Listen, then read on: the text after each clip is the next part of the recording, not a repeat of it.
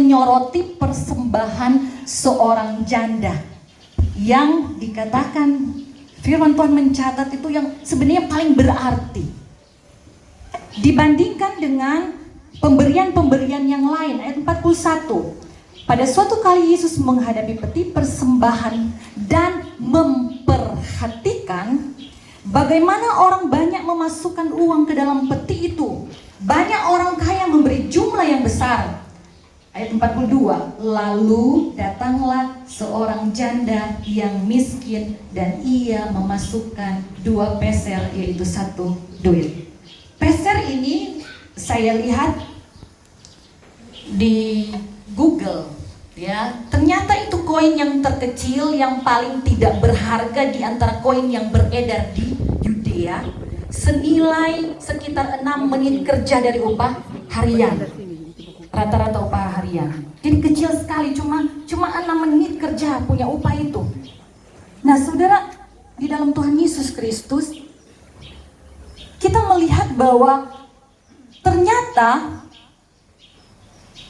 Yesus tahu keadaan saya dan saudara, apalagi keadaan ibu-ibu janda, karena yang dia lihat ini ibu-ibu janda. Dia memperhatikan kata ayat di dalam ayat 41 tadi, ada kata memperhatikan. Dia tahu persis keadaanmu, dia tahu persis apa yang ada di dalam hatimu. Ya, karena di sini ternyata Bapak Ibu saudara di dalam Tuhan, ayat 43 ini menjawab itu. Maka dipanggilnya murid-muridnya dan berkata kepada mereka, aku berkata kepadamu, sesungguhnya janda miskin ini memberi lebih banyak dari semua orang yang memasukkan uang ke dalam peti persembahan. Berarti diperhatikan. Amin.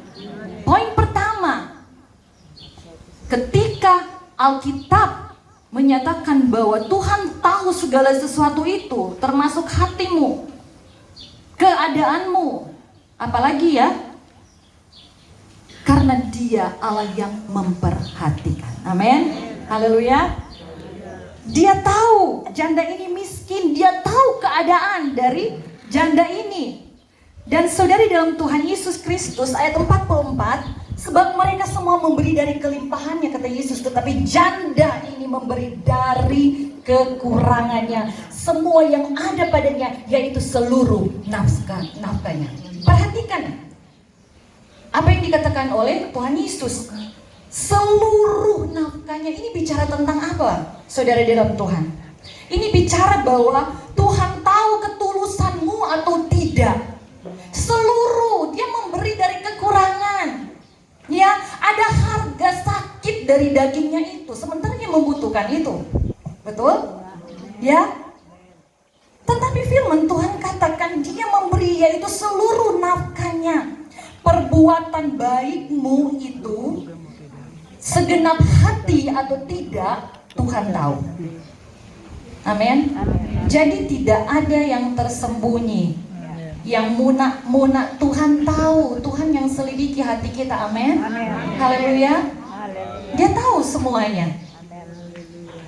Nah, sebenarnya di pasal sebelumnya, di Markus 12 itu, di bagian ayat 40, di situ ternyata janda-janda ini ditekan oleh ahli-ahli Taurat, yang dikatakan dalam firman Tuhan, ahli-ahli Taurat itu menelan rumah janda-janda. Tetapi apa yang dilakukan oleh orang lain tidak mempengaruhi ketulusan hatinya untuk memberikan persembahan kepada Tuhan. Apa yang terjadi di luar sana sebenarnya bisa menjadikan alasan baginya untuk tidak memberi.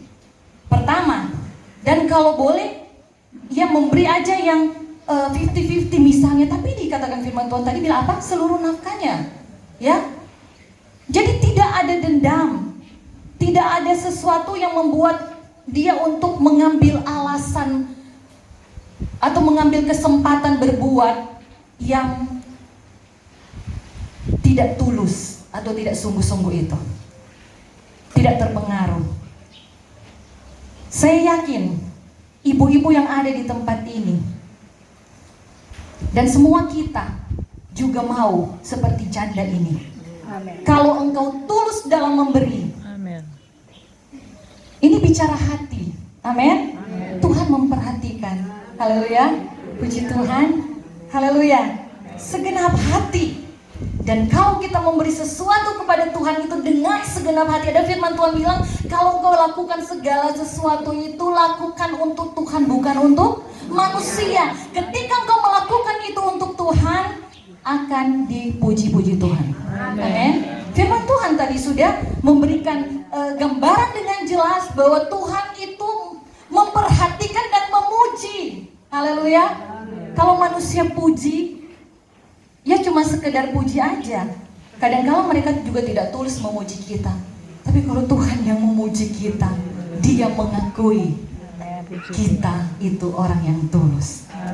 Haleluya. Puji Tuhan. Yang kedua, mari kita melihat sebuah kisah tentang Yesus bertemu janda yang sedang berduka dalam prosesi pemakaman putranya. Lukas 7 ayat 13. Di sana ada firman Tuhan begini, Yesus tergerak berbelas kasihan dan berkata kepada janda tersebut, jangan menangis. Kemudian Yesus apa? Menyentuh putra itu dan akhirnya singkat cerita dibangkitkan. Saudari dalam Tuhan, ibu-ibu janda yang dengarkan firman Tuhan. Tadi Tuhan itu memperhatikan saya dan saudara, memperhatikan keadaan kita, memperhatikan hati kita. Yang kedua, Tuhan peduli air matamu. Haleluya. Puji Tuhan. Seberapa banyak air mata yang torang curahkan ini untuk mendoakan orang-orang di sekitar kita, untuk mendoakan pelayanan pekerjaan Tuhan, atau untuk berdoa sayang diri. Ada yang berdoa cuma berdoa sayang diri. Tapi mari Bapak Ibu Saudari di dalam Tuhan Yesus Kristus, di dalam duka kita Tuhan mengerti. Tuhan peduli persoalanmu, Tuhan peduli air matamu, kesusahanmu, bahkan doa-doamu Tuhan peduli. Dia mengerti tetesan air mata. Mungkin yang saya bilang tadi sampai susah yang oh Tuhan tasunya mampu. Tapi Tuhan peduli, amin. Haleluya, puji Tuhan. Yang ketiga, kita sama-sama tahu kisah Nabi Elia dengan janda di Sarfat. Oh tahu semua ini ibu-ibu. Kalau sok bicara tentang janda, aduh, orang tahu. Ya baca Alkitab semua ini.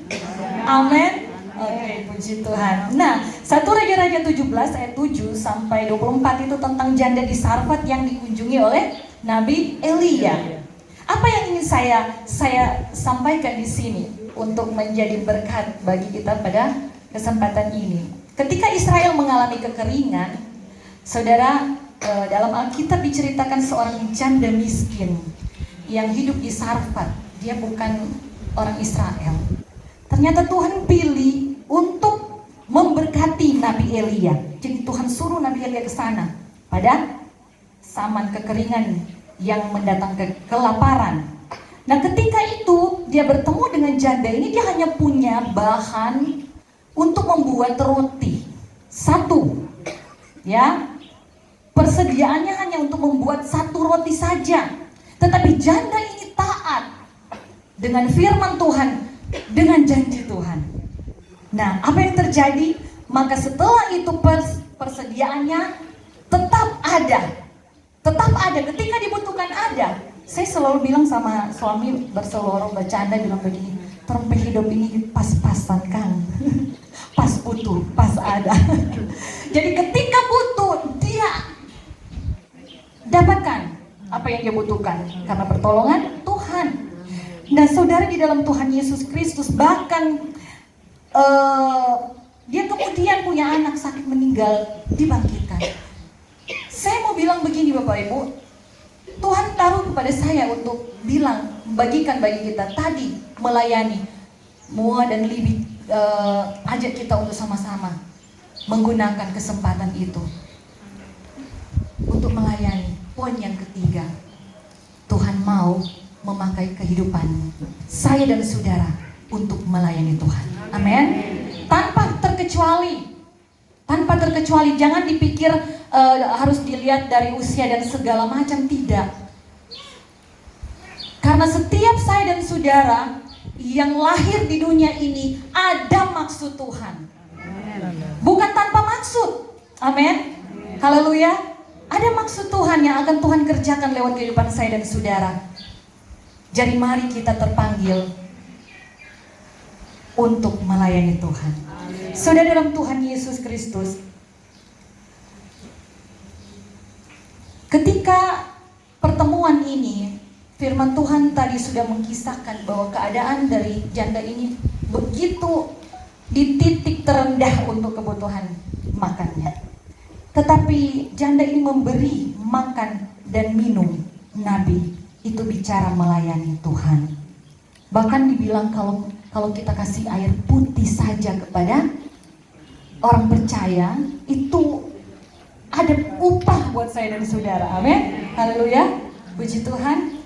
Nah, kalau sudah kita kerjakan itu, Tuhan tidak menunda-nunda untuk segera datang menolong saya dan saudara. Dia bertanggung jawab dan dia tidak tanggung-tanggung untuk memberkati dan menjawab setiap doa kita.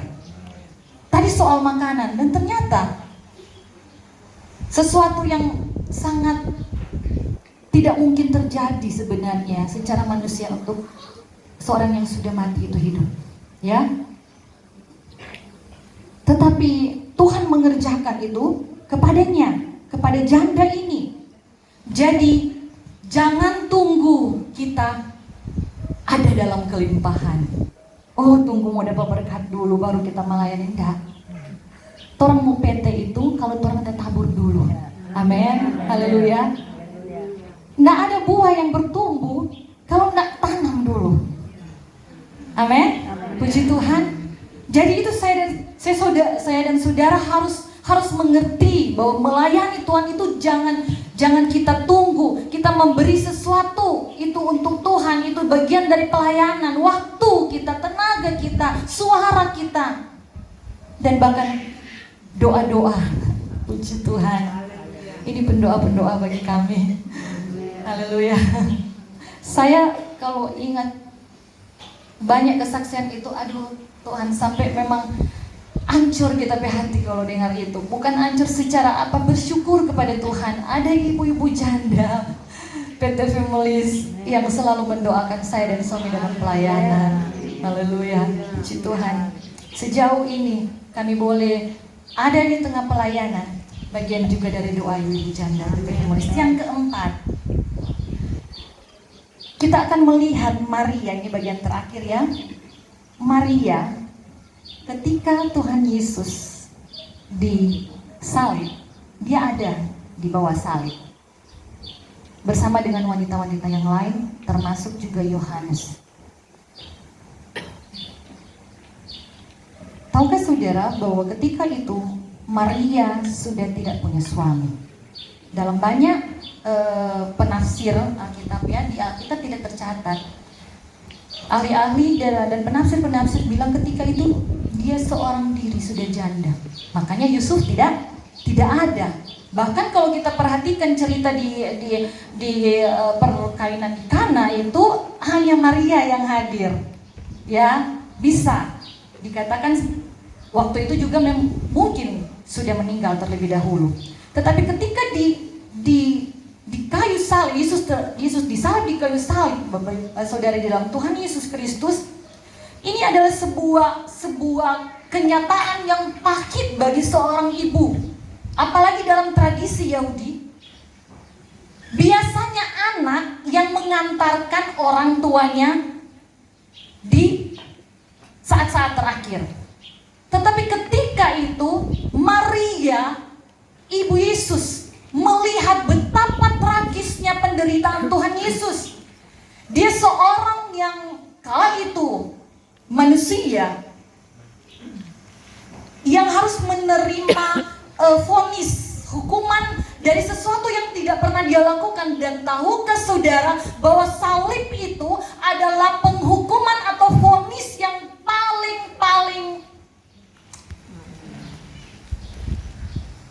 paling jahat sekali untuk orang yang jahat sekali. Tetapi apakah Tuhan Yesus pada posisi itu? Dan itu disaksikan oleh ibunya sendiri yang mengandung dan melahirkan Tuhan Yesus. Saya mau bicara tentang apa? Bahwa ada janda-janda yang diberi kasih karunia untuk menderita. Sekali lagi, ada janda-janda yang diberi kasih karunia untuk menderita. Ketika Tuhan Yesus mau lahir itu, atau Maria mau mengandung, ada kata yang bilang apa? Salam kepadamu, hai kamu yang dikaruniai. Kasih karunia yang ada pada Maria tidak gampang. Mungkin di antara ibu-ibu, dan mungkin nanti saya juga menjelang pada posisi seperti ibu-ibu janda, dikaruniai sebuah penderitaan. Itu kasih karunia. Amin. Haleluya. Kasih karunia, tidak semua orang punya kasih karunia seperti itu. Dan saudaraku di dalam Tuhan Yesus Kristus, ketika engkau dikasih kasih karunia yang luar biasa, itu penghargaan bagi engkau. Karena Tuhan akan mampukan, Tuhan bertanggung jawab menguatkan engkau dan saya dalam posisi sedemikian. Haleluya. Puji Tuhan. Ini ibu yang melahirkan Tuhan harus melihat kenyataan pahit itu. Dan dia tipe ibu yang banyak kesaksian di dalam Alkitab yang menyimpan dalam hati. Kabar baik dia simpan dalam hati supaya tidak sombong, untuk mempersiapkan diri, dan bahkan dia tidak mengeluh, mempersalahkan siapa-siapa. Tidak pernah Maria bicara. Kalau kita perhatikan ketika Tuhan Yesus disalib, dan bahkan ketika Tuhan Yesus menitipkan Maria kepada Yohanes, dia tidak komplain atau apapun itu. Saudari dalam kasih Tuhan Yesus Kristus, kalau ada ibu-ibu janda BT Families yang menderita karena sebuah kenyataan pahit, tetap bersyukur kepada Tuhan. Haleluya. Mungkin belum ada jawaban doa, sekian nama Tuhan kita anak ini siapa bagi ini. Banyak kok kesaksian.